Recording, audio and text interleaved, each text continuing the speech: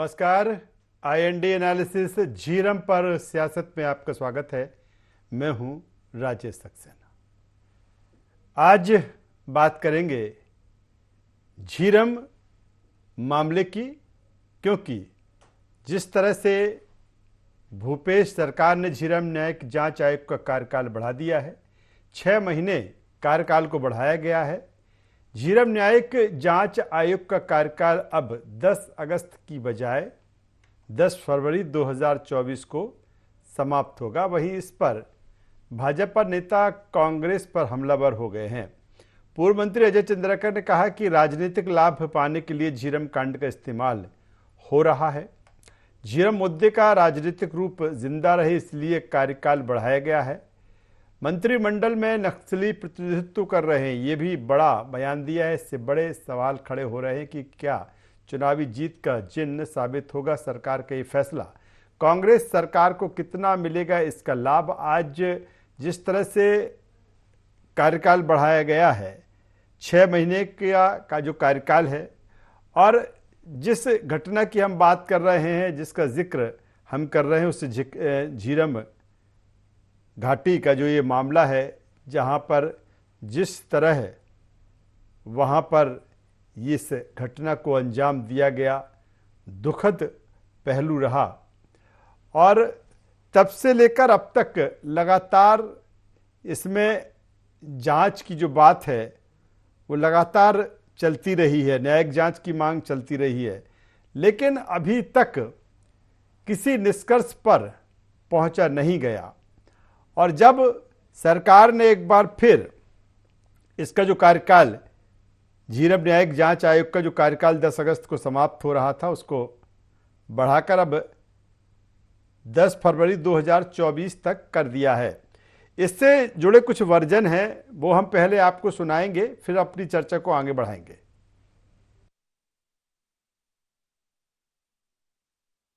विधानसभा में मैंने कहा, आपसे भी कह रहा हूं, माननीय मुख्यमंत्री जी को झीरम पीड़ित परिवारों से कोई भी सहानुभूति नहीं है।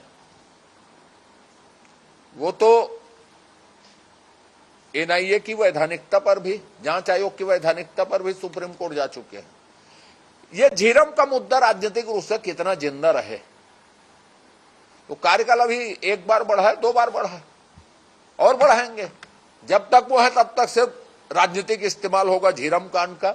मेरी पूरी सहानुभूति उससे पीड़ित परिवारों से है, जिनमें कई लोग अभी विधायक हैं। माननीय देवती कर्मा जी, अनिता योगेंद्र शर्मा जी, उमेश पटेल जी जैसे लोग विधायक हैं। वो लोग सरकार में और विधानसभा में रहते हुए कुछ नहीं कर सके, तो बाकी पीड़ित लोगों का क्या हाल होगा। ये भूपेश बघेल जी थे जो कहते थे विपक्ष में कि मेरे पास जेब में सबूत है, किसको दूं, उनको जिनको देना है दे दे, अब तो वो स्वतंत्र हैं। और दूसरी बात, यह पहला मंत्रिमंडल है छत्तीसगढ़ का जिसमें नक्सलियों के प्रतिनिधि है।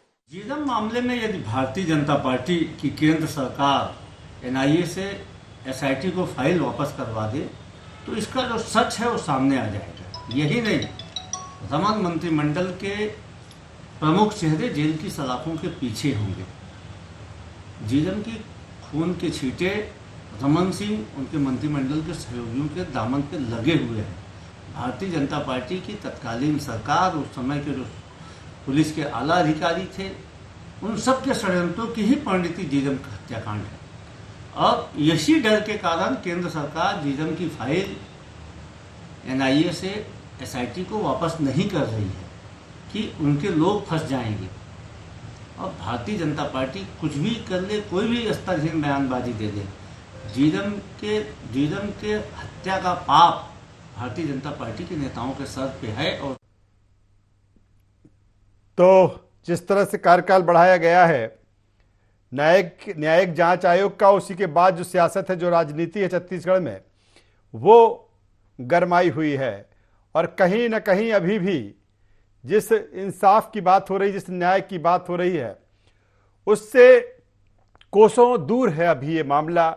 लेकिन जो सियासत है वो लगातार इस पूरे मामले पर सिर चढ़कर बोलती रही है। एक बार फिर वही स्थिति देखने को मिल रही है। आज इसी पर चर्चा करेंगे, बातचीत करेंगे। चर्चा शुरू करो उससे पहले अपने मेहमानों से आपका परिचय करा देते हैं, तारुफ करा देते हैं, फिर इस चर्चा को, इस डिबेट को आगे बढ़ाएंगे। 3 मेहमान इस चर्चा में हमारे साथ में हैं। हमारे साथ में हैं अजय गंगवानी जी, प्रदेश प्रवक्ता हैं कांग्रेस के, स्वागत करूंगा आपका।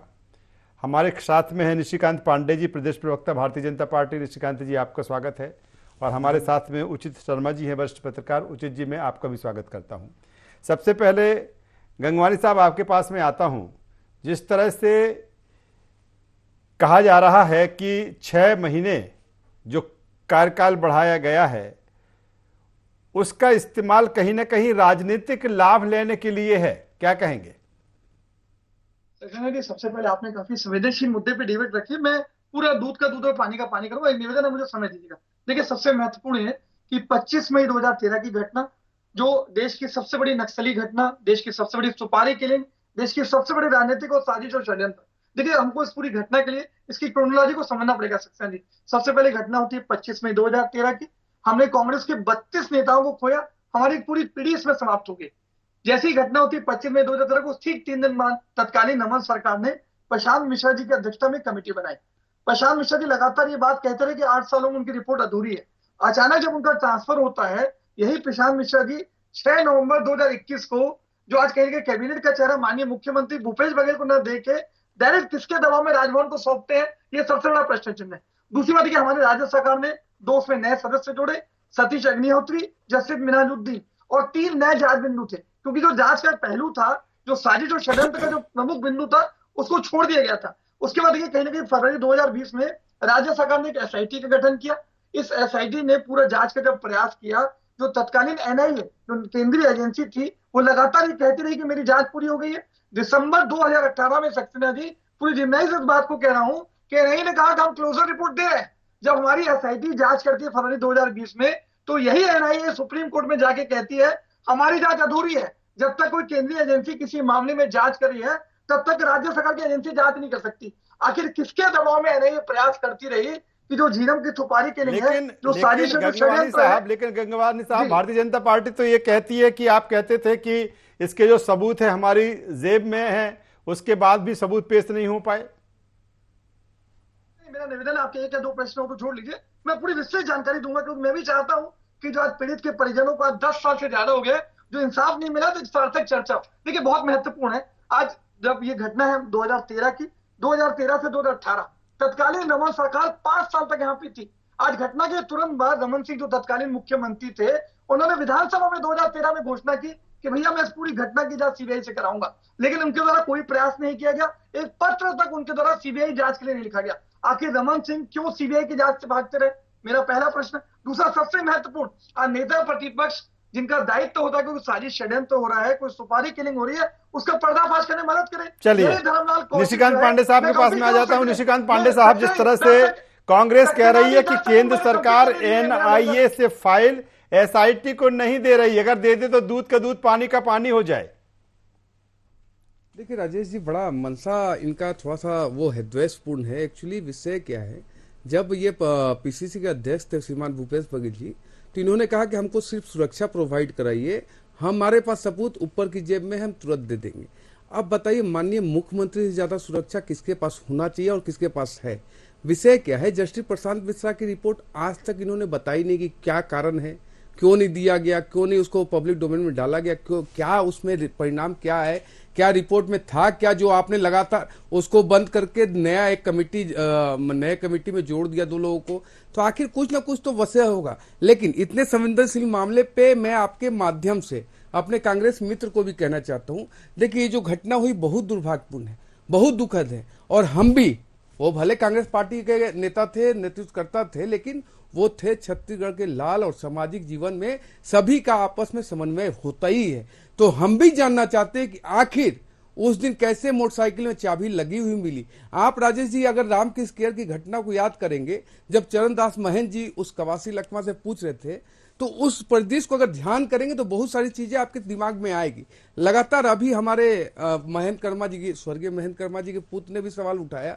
तो विषय यही है कि उमेश पटेल जी और कवासी लखमा जी अगर एक ही कैबिनेट में है, तो आपको मंशा समझ में आनी चाहिए कि ये मंशा है ही नहीं इसको स्पष्ट करने की, इसको खींचना है, खींचते जाना है। और रही बात, एक बार बिलासपुर में श्रीमान राहुल गांधी जी ने क्या बात कही, संपादकीय चर्चा में उन्होंने कहा कि झीरम घाटी की जो घटना है वो नक्सली घटना नहीं है। तो ये जो नक्सलियों को क्लीन चिट देने वाला काम कांग्रेस पार्टी का शीर्ष नेतृत्व से लेके भूपेश बघेल जी करने की कोशिश कर रहे हैं, राज बब्बर से लेके और अपने रंजिता रंजन ने भी ये बात कही है, तो मुझे कुछ ना कुछ और साजिश समझ में आ रही है। और इसका दूध का दूध और पानी का पानी होना ही चाहिए। पब्लिक डोमेन में इतने बड़े संवेदनशील मामला है और बिल्कुल ये जांच में जब एक लंबा वक्त जांच को होते होते निकल गया, लेकिन जिस परिणाम तक पहुंचना चाहिए अभी उससे मुझे लगता है कि कोसों दूर चीजें दिख रही हैं। एक बार फिर कार्यकाल को बढ़ाया गया है। वरिष्ठ पत्रकार राजनीतिक विश्लेषक उचित शर्मा जी हमारे साथ में हैं। उचित जी, जिस तरह से अगर देखा जाए इस पूरे मामले को लेकर, उस न्यायिक जांच आयोग की अगर हम बात करें तो मुझे लगता है कि जो मेरी जानकारी दुरुस्त हो तब से तकरीबन 10 से 11 बार इसका कार्यकाल बढ़ाया गया है। क्या उम्मीद माने कि 6 महीने जिस तरह से कार्यकाल बढ़ाया गया है, क्या इस 6 महीने में इसके निष्कर्ष तक पहुंचा जा सकता है? देखिए, चुनाव के पास ऐसी गतिविधियां चाहे नक्सल की हो, नक्सलाइट्स की हो या उनको रोकने की हो, ये बढ़ जाती है। ये एक आप इसको राजनीतिक के लिए जो 2023 के नवंबर के चुनाव से आप इसको जोड़ सकते हैं, ये बात ठीक कह सकते हैं आप। इसमें राजेश जी कोई वो नहीं है, कोताही नहीं है कि आप इसको राजनीति से जोड़ सकते हैं। लेकिन वहीं आप इसको देखिए राजेश जी, ये जो चाह रहे हैं, ये राजनीतिक इच्छा शक्ति की जो कमी दिख रही है। राजनीतिक व्यक्तियों की हत्या जरूर हुई है, लेकिन वो पूरी की पूरी हत्या और उसके रिजल्ट और उसका निचोड़ राजनीति की भेंट चढ़ गया, ये भी सत्य है। मैं इसे सुपारी के लिए नहीं मानता। मैं इसे भाजपाइयों का जो आरोप लगाते हैं कि भाजपाइयों के द्वारा ये पूरी की पूरी चीजें करवाई गई है, या कॉन्स्पिरेसी है या पॉलिटिकल कॉन्स्पिरेसी है, एक पूरे के पूरे लोगों को खत्म कर दिया गया, ये कॉन्स्पिरेसी इस पर नहीं कह सकते। कि आप पूरे नक्सल की आप इन चीजों को समझने की कोशिश कीजिए। नक्सल गतिविधियां हमेशा से चुनावी वक्त के पहले 1 साल से उनकी गतिविधियों में उत्तरोत्तर विकास आता है। ये देखिए, एक अलग ही टाइप का ग्राफ जो है बड़ा होता है। 1 साल के अंदर अगर 20 घटनाएं हो रही होंगी तो जिस साल चुनाव है उनका रेशियो 30 और 40 में पहुंच जाता है। ये जस्ट डबल हो जाती है। आप पूरा ट्रैक रिकॉर्ड निकाल के देखें, उसमें ये हत्या हुई। वो नेता थे, छत्तीसगढ़ के नेता थे। मैं किसी राजनीतिक पार्टी से नहीं जोड़ना चाहता क्योंकि कई बड़े सभी बड़े नेता थे, एक दल के नहीं थे, वो छत्तीसगढ़ के नेता थे और उनकी हत्या बिल्कुल। लेकिन हकीकत ये है कि इसके पीछे जो मंशा नजर आ रही है वो मुझे राजनीतिक इच्छा शक्ति की कमी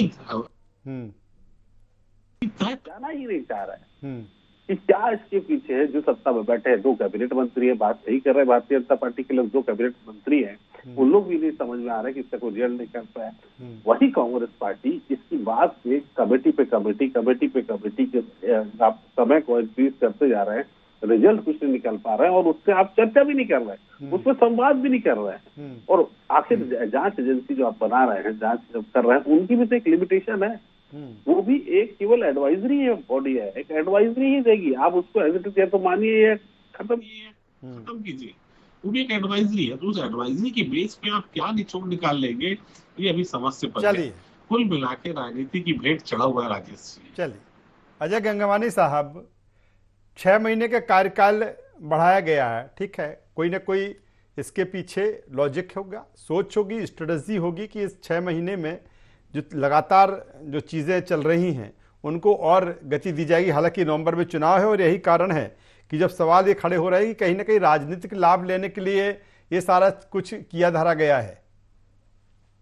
देखिए सक्सेना जी, राजनीतिक लाभ लेने का जो चरित्र है वो भारतीय जनता पार्टी का है। हमारी नियत नीति और मंशा स्पष्ट है। हम चाहते हैं कि 10 साल हो चुके हैं, पीड़ितों को परिजन को आज तक इंसाफ नहीं मिल पाया। इसके सबसे प्रमुख जो कारण है तत्कालीन नमन सरकार जो 2013 से 18 तक थी, वर्तमान की केंद्र की मोदी सरकार लगातार जो इस राजनीतिक साजिश और षड्यंत्र में शामिल भाजपा के नेता तो उनको रोकने का प्रयास करिए। देखिए 6 प्रमुख बिंदु बता देता हूं जिससे छत्तीसगढ़ की जनता समझ जाएगी। मेरे छोटे भाई से जवाब ले लीजिएगा। सबसे पहली बात, 2013 में रमन सिंह विधानसभा में सीबीआई की जांच कहने के बाद क्यों पत्र नहीं लिखते? पहली बात, धर्मलाल कौशिक जो है आज इसकी जांच को रोकने के लिए क्यों पीआईए लगा के जांच को बाधित कर रहे हैं? आखिर किसको बचाने, किसको रोकने के लिए? तीसरा सबसे महत्वपूर्ण बिंदु, आज जब केंद्र में सरकार थी इसकी कांग्रेस की, तब इसमें जो चार्जशीट बनी थी गणपति और रमन्ना, मार्च 2014 में जो पहली चार्जशीट आई सक्सेना जी, गणपति रमन्ना प्रमुख आरोपी थे। मई 2013 में जब सरकार बदलती है 14 में, जब मोदी जी की सरकार बनती है, अगस्त 2014 में गणपति रमन्ना, दोनों का नाम किसके इशारे पर, किसके दबाव में, किसको बचाने के लिए? तीसरी बात। चौथी बात, भाजपा की विकास यात्रा में सुरक्षा कर्मियों की संख्या थी 1790, हमारी कांग्रेस की परिवर्तन यात्रा में संख्या थी मात्र 177। आप सुरक्षा कर्मियों में 10 गुना कमी आखिर किसके साजिश और षड्यंत्र के लिए करते हैं? मेरा चौथा प्रश्न। पांचवा, जो पीड़ित के परिजन थे, दौलत अरोड़ा, शिव सिंह ठाकुर, शिवनारायण द्विवेदी, सुरेश शर्मा, आज उनसे बयान तक नहीं लिया गया। 5 दिन के बाद, 10 दिन के बाद पीड़ितों की चप्पल, मोबाइल जैसी चीजें मिलती है तो दिखता है कि एनआईए जांच के नाम पे सिर्फ खाना पूर्ति करते रहा। आज सर्वोच्च न्यायालय में इन्होंने याचिका दायर की, आज माननीय केंद्रीय गृह मंत्री को पत्र लिखा, इसका नतीजा है कि आज तक उनको न्याय नहीं मिल पा रहा है। दूसरी बात, दरबा थाने में जितेंद्र मुदलियार, तुलिका कर्मा जब जांच के लिए पत्र लिखते हैं तो यही एनआईए जाके सुप्रीम कोर्ट में याचिका लगाता है कि भैया केंद्रीय एजेंसी जांच कर रही है, तब तक राज्य सरकार की पुलिस और एसआईटी जांच नहीं कर सकती। आखिर एनआईए किसके दबाव में? ये 6 प्रमुख बिंदु है। चलिए जवाब दे दीजिए निशिकांत पांडे साहब। निशिकांत पांडे साहब जी, राजेश जी देखिए, हमारे अजय गंगवानी जो बोल रहे हैं इसमें महत्वपूर्ण विषय यहाँ से उठाइए आप कि ये बोल रहे हैं कि ये जो मतलब नक्सली हमला नहीं है, ये साजिशतन मतलब ये सुपारी किलिंग है। आप देखिए इसको डाइवर्ट करने की कोशिश है। और जो ये महत्वपूर्ण सवाल उठा रहे हैं कि एनआईए जांच कर रही है तो दूसरी एजेंसी कैसे करी, ये कॉन्ट्राडिक्शन तो होगा ही होगा। लेकिन विषय पे हम आते हैं कि अगर प्रशांत मिश्रा जी ने कोई रिपोर्ट जमा की तो उस रिपोर्ट को आपको बताने का अधिकार नहीं है क्या? आपका कर्तव्य नहीं है क्या? ये जितने नेता थे, आप भले उसको कांग्रेस पार्टी का नेता माने, लेकिन ये इतना दुखद है। देखिए मैं आपके बीच में नहीं बोला, अजय गंगवानी जी, राजेश मैं आ जाता हूं। अजय जी आपके पास में आऊंगा, पहले निशिकांत पांडे साहब का जवाब ले लूं, भरपूर समय आपके लिए भी है। निशिकांत पांडे जी देखिए, मैं यही बात कर रहा हूँ, लगातार कांग्रेस पार्टी की तरफ से जो वक्तव्य आ रहा है ना, सुपारी किलिंग और नक्सलियों का हाथ नहीं है, ये कुछ ना कुछ और इशारा कर रहा है, यहाँ कुछ ना कुछ और चीज चल रही है। क्योंकि अगर प्राइमा फेसिया देखे तो मैं आपको एकदम स्पष्ट बात कर रहा हूँ, इसमें आपको अगर मेरे ऊपर एफआईआर करना, कवासी लकमा इसमें इन्वॉल्व है। जो चरणदास महन जी का वीडियो आप देख लो राम किस्केर का, वो एकदम बिल्कुल इंडिकेट करता है। लेकिन क्या कारण है कि कवासी लकमा और उमेश पटेल एक ही कैबिनेट में? विषय यही है कि गंभीरता से इसको लिया नहीं जा रहा है, चूंकि ये मामला कहीं और मत चला जाए। मुझे तो लगता है कि जो भूपेश बघेल जी जब सबूत की बात कर रहे थे, कहीं साजिश करता में वो भी तो सम्मिलित नहीं है। क्योंकि अगर 4.5 साल के बाद भी आपको 6 महीने समय बढ़ाना पड़ा, लेकिन निशिकांत पांडे साहब 25 मई 2013 का ये मामला है। 2018 तक आपकी भी सरकार रही, कहीं ना कहीं उसके बाद जिस तरह से घटनाक्रम हुआ उसके बाद 5 साल का मौका आपको भी मिला, लेकिन किसी नतीजे पर तक नहीं पहुंचा गया कि आखिर ये हमला किस तरह से है, कौन सी साजिशतन ये चीजें हैं। सवाल तो आप पर भी है। इनसे पूछिए धर्मलाल कौशिक पीआईएल क्यों लगा रहे हैं? आखिर जांच को क्यों बाधित कर रहे हैं? किसको बचाने के लिए? हमारे कार्यकाल में ये घटना हुई। देखिए जितना दुख हमको है उतना दुख कांग्रेस पार्टी को नहीं होगा। हमारे कार्यकाल में इतनी बड़ी घटना हुई, उसको हम बयान नहीं कर सकते, लेकिन हम आज भी चाहते हैं कि ये बिल्कुल स्पष्ट हो, पानी के जैसे क्लियर हो कि इसमें जो साजिश करता है वो कवासी लकमा है या नहीं है।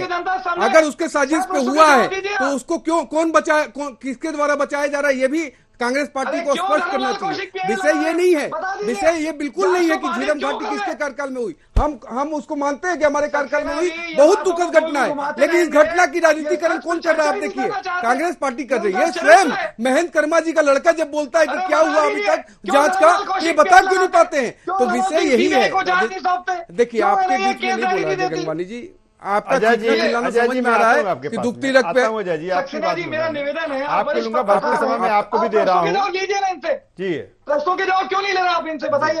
अरे जवाब तो आप लीजिए ना, आप भी 4.5 साल में आप भी जवाब ले लेते, आपके पास भी 4.5 साल का मौका था, आप भी इसमें किसी न किसी जांच कर लेते। अजय जी जवाब दे दीजिए आप, अजय जी जवाब दीजिए। सारे सबूत आपके पास में थे, 4.5 साल आपको भी हो गए, कहीं ना कहीं किसी नतीजे पे तो पहुंचना चाहिए था ना। सक्सेना जी बहुत अच्छा प्रश्न, मैं जवाब दे देता हूँ जी। आज एनआईए ने, आप वरिष्ठ पत्रकार हैं, एनआईए ने सुप्रीम कोर्ट में याचिका लगाई है कि अगर कोई केंद्रीय एजेंसी जांच कर रही है तब तक राज्य सरकार कोई जांच नहीं कर सकती। अगर एनआईए केस डायरी नहीं देगा, हमको जांच करने का अधिकार नहीं देगा, तो माननीय मुख्यमंत्री किसको सबूत सौंपेंगे? पहली बात। दूसरा, मुख्यमंत्री ने कहा, आज हमारे जो कवासी लखमा की बात कर रहे हैं, ये नार्को टेस्ट के लिए तैयार है। क्या नैतिक साहस है रमन सिंह में? क्या तत्कालीन डीजीपी के बाद नैतिक साहस है? क्या मुकेश गुप्ता देंगे? हम तो तैयार है, छाती ठोक के कह रहा हूं आपके चैनल पे, तो 80 लखमा नार्को टेस्ट के लिए तैयार है। लेकिन ये भारतीय जनता पार्टी का चरित्र है सिर्फ और सिर्फ राजनीति कर रहे हैं, ये साजिश और षड्यंत्र को रोकने का प्रयास कर रहे हैं। मेरा एक छोटा सा प्रश्न है, क्यों धर्मलाल कौशिक पीआईए लगा के एसआईटी की जांच को बाधित कर रहे हैं? किसको बचाने चलिए के अब लिए? जवाब ले लेता हूं किस 30 भाजपा सेकंड के में, लिए? वक्त कम है, दे दीजिए निशिकांत पांडे साहब। जो अजय गंगवानी साहब कह रहे हैं 30 सेकंड में जवाब चाहूंगा, मैं सीधे फिर उचित शर्मा जी के पास में आऊंगा। इसका जवाब ये खुद दे रहे हैं कि एनआईए ने सुप्रीम कोर्ट में कहा कि पैरेलली आप जांच एजेंसी बना रहे हैं। अब देखिए, मैं आपसे फिर से पूछ रहा हूं, स्पष्ट पूछ रहा हूं कि अगर एनआईए ने मना कर, एनआईए सुप्रीम कोर्ट चलेगी तो क्या भूपेश बघेल जी का ये कर्तव्य नहीं बनता कि वो जो उनके पास सबूत था वो एनआईए को दे दे? ये इनका कर्तव्य नहीं बनता। इतने बड़े बड़े नेता हमारे प्रदेश के मतलब शहीद हो गए, लेकिन ये शहादत दिवस मुझे लगता है इस लेकिन तरह का जो उनको संवेदनशील श्रद्धांजलि मसला है, चाहे वो भारतीय जनता पार्टी हो या फिर कांग्रेस हो, कहीं ना कहीं उस नतीजे तक, अगर उस पूरे घटनाक्रम पे जिस तरह से कहा जा रहा है कि उसमें षड्यंत्र हुआ है, तमाम सारी चीजें हैं, वो हुआ है, तो कहीं ना कहीं किसी न किसी नतीजे पर, क्योंकि बड़ा संवेदनशील मामला है और तकरीबन जिस तरह से 31 लोग उसमें कह सकते हैं कि शहीद होते हैं, नेता हैं जो प्रतिनिधित्व करते हैं। सीधे उचित शर्मा साहब के पास में आता हूं। उचित शर्मा साहब, क्या कैसे समझे इसको कि एक तरफ जिस तरह से कांग्रेस, सत्ताधारी दल कांग्रेस कह रही है कि एनआईए इस पूरे मामले में, इस जांच में अड़ंगा बनी हुई है, एसआईटी को नहीं सौंप रही है, राज्य सरकार की अपनी दलीलें हैं, भारतीय जनता पार्टी की अलग दलीलें हैं क्योंकि केंद्र में उसकी सरकार है, किस रूप में समझ लिया जाए इसके? देखिए, मैं कह रहा हूँ ना राजेश जी, ये हमारे नेताओं का वो जो शहीद हुए उनका दुर्भाग्य है कि वो राजनीतिक व्यक्ति नहीं आ पा रहा। 3 करोड़ जो सवाल आप कह रहे हो, 3 करोड़ जनता भी जानना चाह रही है राजेश, कि इसका न्याय तो दिलाइए। उनके परिवार जानना है, अभी आम आदमी जानना चाह रहा है। आपका सवाल जो है वो 3 करोड़ जनता के लिए है।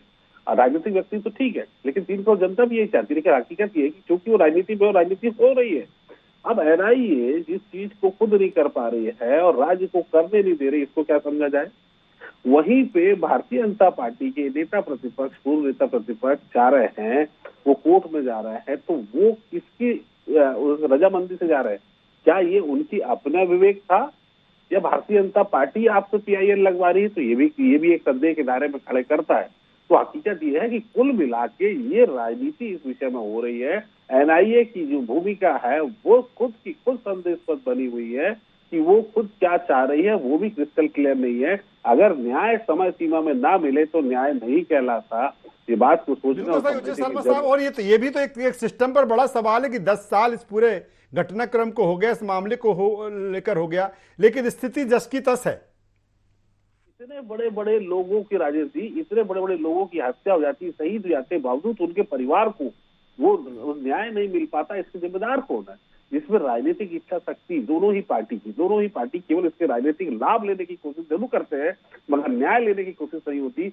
आपने वर्तमान सरकार को संवेदनशील मामला, और जिस तरह से 2013 में जिस तरह से का ये घटनाक्रम है और निश्चित तौर पर संवेदनशील है, लेकिन 10 साल इस पूरे मसले को हो गए कि किसी न किसी नतीजे पर पहुंचा जाए। जांच आयोग हैं, जांच कमेटियां जो इसको लेकर बनी, लेकिन अभी स्थिति सिफर के सिफर है।